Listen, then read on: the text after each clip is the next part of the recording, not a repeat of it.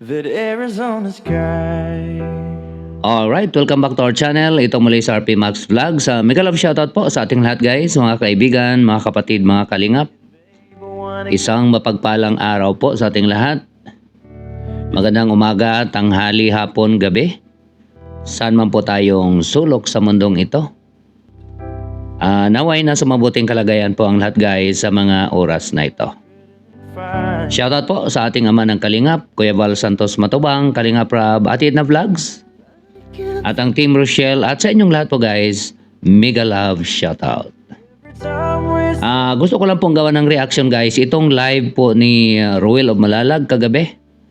Hating gabi na po dyan sa Pilipinas, December 30, 2023.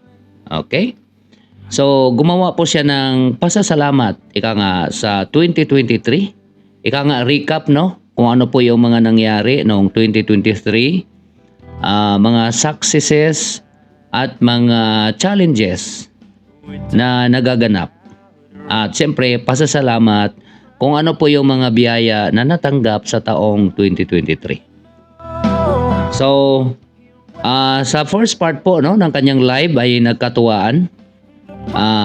Pinagkatuwaan po si VG Scheme Official kung ano po ang isusuot sa birthday po ni Bibi Rabay. At biniro nga po na birthday niya. Kaya pati ako napabati ng happy birthday. Yung pala hindi pa birthday ni VG Scheme. Sa August 19 pa pala. So masaya yung first part. At yun nga no, may mga binanggit din po si Ruel na mga lesson learned ika nga na nagaganap sa taong 2023. And then meron naman siya mga hopes and expectations ito nga darating na taon na 2024. At meron din siyang ika nga mga pakiusap din no sa mga content creator. At yun po ang isa din po sa i-discuss natin. At ang isa din po sa nakakatuwa guys no sa last part po sa live po ni Ruel of Malalag kagabi, napunta po sa Kiligan dahil nga nag-video call po sila ni Richelle Morales Vlog. At Kiligan, kahit na matanda na po tayo guys, isa din po tayo doon sa kinilig. Parang ano bumabalik yung ating pagkabata, ika nga. So, kahit na malapit na po tayo mag-senior, ganun po ang nangyari, no? Isa po tayo doon sa kinilig. So, aminin po natin, no? Marami po ang kinilig kagabi. Sa mga hindi pa nakapanood, panoorin nyo po guys. At sigurado mag-enjoy po kayo sa live po kagabi ni Dodong Ruel of Malalag. At yun nga po nabanggit ko, may kiligan at may aminan. Ayun. So isa din po yun sa i-discuss natin guys. So bago po natin gawa ng komento, ito panoorin muna natin sandali guys, itong maiksing video clip nito. Ito po yun. Ayan no, salamat po mga kalingap sa inyong pagsama po sa ating live na ito no. Gusto ko po na salubungin po ang bagong taon po ng mga kalingap ng wala pong ano no, yung walang hinanakit sa puso no. Yung masaya no, yung good vibes ka, wala kang iniisip na magre-rebat ka no. Ganyan mga kalingap. Ganyan ang ano natin no, ganyan ang isipin natin no sa pagsalubong ng bagong taon na ito no. Yung bagong taon na bagong mga opportunities, 'di ba mga kalingap, ganyan.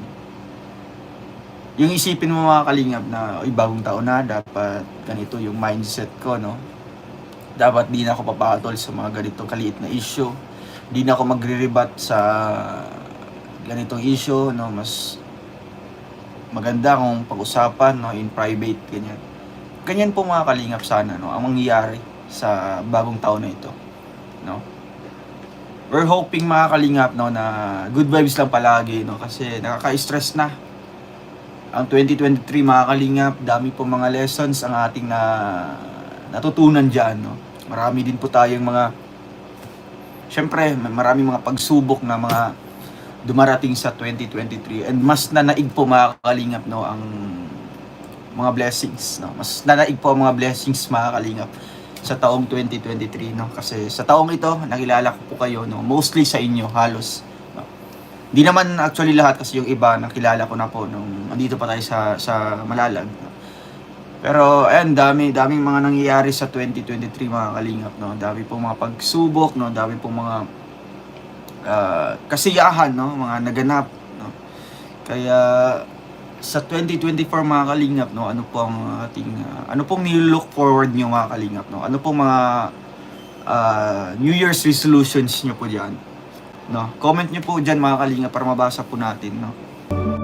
Yun, so narinig po natin guys, nabanggit po niya no, sa taong 2023, marami pong mga pagsubok at marami din naman pong mga blessings, marami pong mga lesson learned at yun nga po no, nabanggit ni Dudong Roel na gusto niya papasok ang 2024 na wala pong bit-bit na mga problema. Ika nga mga good vibes no, pagpasok sa bagong taon. At wala na pong mga, ika nga walang mga iriribat, walang mga bangayan. Ika nga, kung ano man yung mga problema na nangyari sa taong 2023, ika nga, forgiveness na, kalimutan na, at wag nating bitbitin no, sa bagong taon. Okay? Gagawin nating lesson learn no, kung ano man yung mga problema natin. So maganda po yung binanggit ni Dodong Ruel. At yun nga po no, sa live niya, nabanggit po niya na maraming mga pagsubok, ganon pa man, nanaig po yung mga blessings. So maraming blessings kumpara sa mga challenges ika nga na nagaganap noong taong 2023. At ang hope niya, itong 2024, mabuti ika nga ang mga mangyayari, mga good vibes. At yun nga po no, kung ano man yung mga problema sa taong 2023, sana hindi na natin dala sa taong 2024. Ayun, so nabanggit po niya ay yung mga hopes and expectations at kung ano po yung mga New Year resolution po natin itong pagpasok ng bagong taon. Okay? So ito po guys, pakinggan pa natin. Para naman po sa akin talaga, yung nilook forward ko mga kalingap, no, sa taong 2024, sa bagong taon na ito, ay yun nga po, sana malimitahan na no, yung mga limbawa yung mga bangayan sa social media no, dito sa YouTube, no. Sana magmahalan na mga kalingap, alam niyo po yun. Yung maliit lang na problema, ayusin kagad, no. Lahat man po tayo or lahat po ng mga lahat po ng mga content creator is views talaga, no. Into views talaga. Hindi naman actually lahat, no. Pero mostly is into views, no. Pero sana kung may mga issue na sa mga nangyari last year or sa mga taong 2023, no, sana magsisilbing aral, no, or lesson sa atin na sana wag nang mas palalain pa, no, wag nang gagatungan pa yung mga issue na yun. Fix ka agad, no. Isang live lang or isang vlog lang, fix ka agad, no. End ka agad, no, yung mga issue na yun. Sana ganun, no, ganun ang mindset po ng mga content creator, mga reactor, no. Then after nyan, move on tayo sa next topic naman or next na mga content, no. Kasi mas masaya kung punuin natin yung taon ng puro good vibes lang, no. Tapusin natin yung taon na wala kang inapakang tao, wala kang inagrabyado, wala kang inaway na tao, wala kang wala kang siniraang tao, no. Kaya ayun, salamat po, no, dahil andito pa rin po kayo mga kalingap, no. Sinamahan po kami sa aming journey dito sa YouTube. So yun nga po guys, maganda po yung panawagan at New Year resolution na nabanggit po ni Dudong Ruel. Okay? Kung ano yung mga problema, kung ano yung mga bangayan, sana hindi na po humaba at sana wag na pong, kung pwede wag na mangyari sa taong 2024. At kung hindi talaga maiwasan, tama po yung nabanggit niya, isang live, isang upload, tama na po, wag na pong pahabain ang issues. Wag po nating masyadong isipin na kailangan magka-views tayo, babanatan ko si ganito, sinagot ako, banatan ko siya uli, at maraming manonood sa akin. Isipin po natin guys, at the end po talaga ang apektado ang Team Kalingap, no? Especially si Kuya Bal, Kalingap Rab, Ruel of Malalag, at lahat po tayo affected na po pagka masyado na pong magulo. Nababasa naman po natin sa mga comments, ang mga Kalingap viewers hindi na po nanonood ng mga videos natin pagka masyado na pong magulo. So sana kung ano man yung mga nangyari, 2023, kalimutan na po natin. Kung meron man tayong naging kaaway sa 2023, magkapatawaran. At para wala tayong bit-bit na bagahe, ika nga, wala tayong bit-bit na sama ng loob pagpasok po ng 2024. Ayun, so maganda. Maganda po guys ang pakiusap ni Dudong Ruel at yung kanyang sinabing New Year resolution nitong 2024 na sana yun nga po ang mangyari. Okay? So ngayon, dito naman tayo guys sa kiligan, no? Kasi nga po no, sa mga nakapanood nung live ni Dudong Ruel kagabi, talagang kinilig po talaga. Actually, nung nagpapaalam na po si Ruel, kasi nga nakaisang oras na siya, bumababa na po yung viewers. Pero nung pumasok po si Richelle, biglang umakyat po. At mga kulang-kulang 4,500 po yung mga live audience po no, na natutuwa po talaga no sa mga napapanood nila, mga kinilig kahit na mga may edad na. Isa na po tayo doon guys, na kahit mas senior na po tayo, isa din po tayo sa kinilig dahil naalala po natin nung mga araw kung saan ganun din naman po yung ginagawa natin. Okay? So, isa po tayo doon sa mga nag-enjoy sa live po nila kagabi. Okay? So, ito po yon. Panoorin po natin sandali guys. Pagkita mo na siya doon. Ayan o. Ayan, bago tayo kasi na-overtime na tayo. Langga, say hi to my live. Say hi Ay. to my live. Say hi.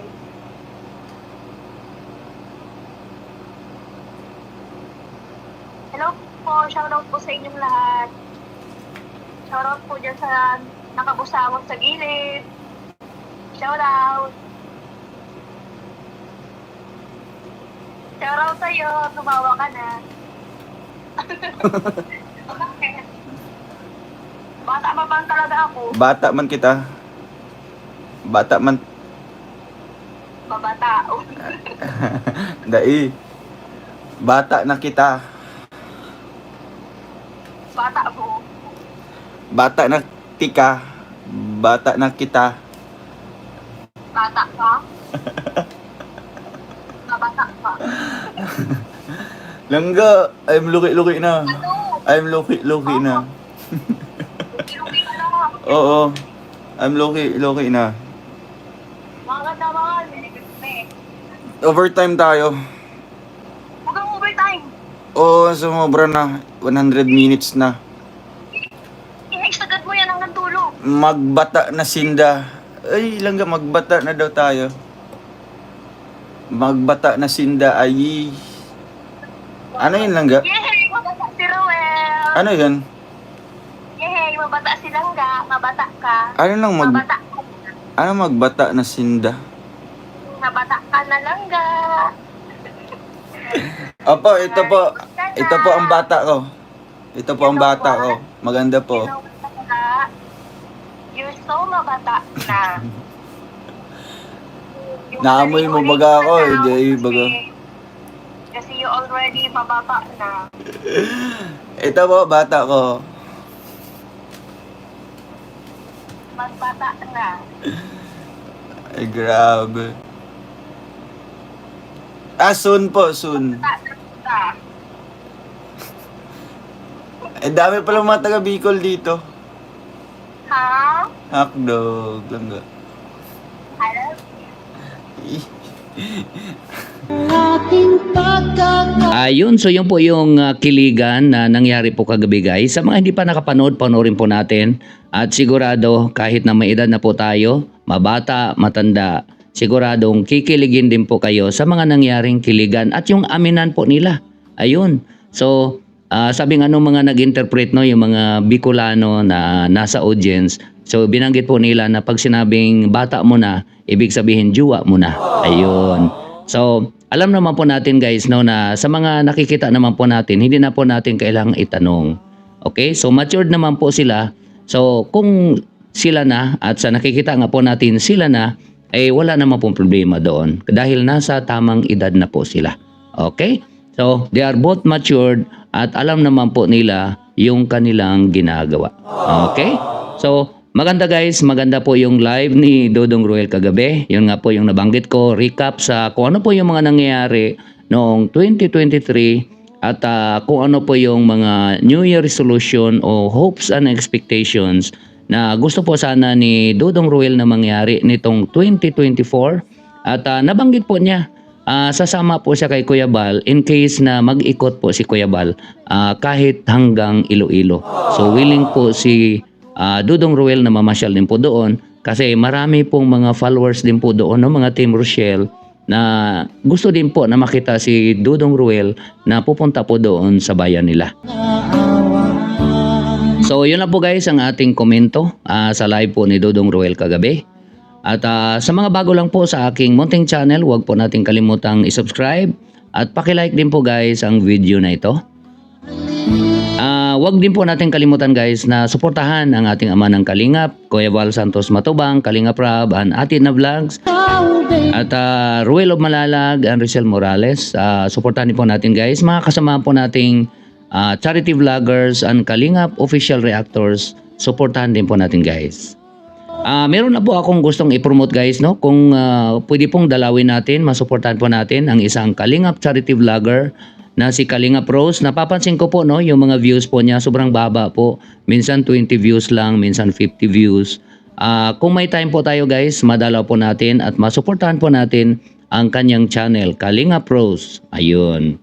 So bago ko po i-end ang video na ito guys, meron na po akong isa-shoutout. Buhay ko'y ganito, wala na yatang Muli, maraming salamat sa inyong lahat guys, sa inyong walang sawang pagsubaybay at panonood po ng mga videos namin. Pag-comments, pag-likes, pag-shares at lalong-lalo na po sa hindi pag-skip ng ads ay maraming salamat. kaya. Sa mga silent viewers, maraming salamat sa inyong lahat guys. Ingat po tayo kung nasaan man tayo. God bless everyone. I love you all. Bye-bye.